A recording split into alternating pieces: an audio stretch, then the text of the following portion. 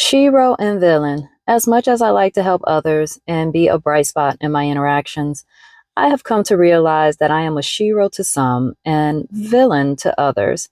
Most of us have aspirations of being a shero or hero in someone else's story, or perhaps you would prefer to be a neutral character that is there but doesn't have a significant impact one way or another.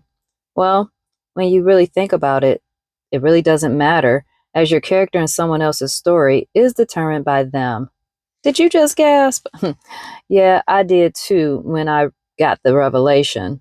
As much as you would like to control how you show up in someone else's storyline, you don't. They get to decide where you fit and how they describe you to others. Depending on where they are in their life and what you contributed, positive or negative, is how they will place you in their story. Point being, as a leader, I am both the shero and villain in several stories. When I'm given praise and removing barriers for them, I am awesome. When I have to provide discipline and not give in to what they want or how they want it, I am the villain. I call it balance, as you cannot have praise without discipline. But Jamie, villain is such a harsh word. Not really. Each person's definition of villain is different.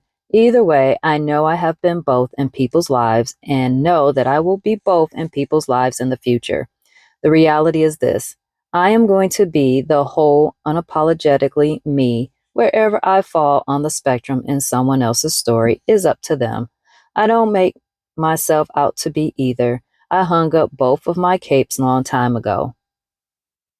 Come again, Jamie? You hung up both of your capes long time ago? You had both and was using them both? Yes, ma'am. Yes, sir. I adorned myself with both shero and villain capes in times past. It seemed like the right thing to do, only for me to realize that no matter what cape I wore, the other person's story was written by them, from their perspective and not mine.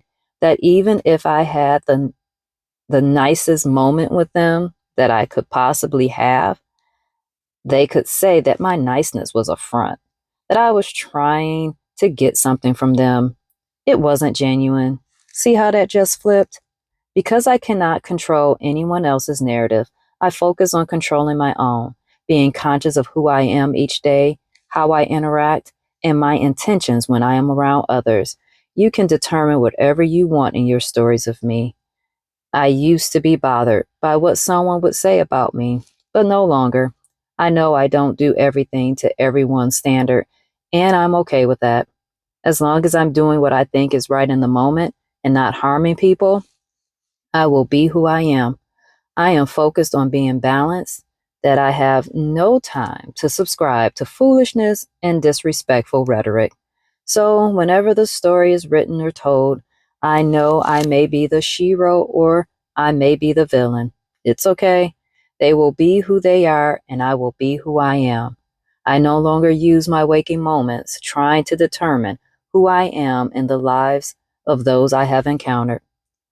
That used to wear me completely out, being stressed out about what might be said about me. I know I have moments of being mean and stern with people, and that does not go over well. Yet, boundaries or boundaries that I needed to set, I will get to enforcing them boundaries, and I need that peace in my life. Just as I respect the boundaries you have established for your life, I expect that you respect the boundaries I have for my life. So, what are you concerned about being in someone else's story? The shero, hero, or villain?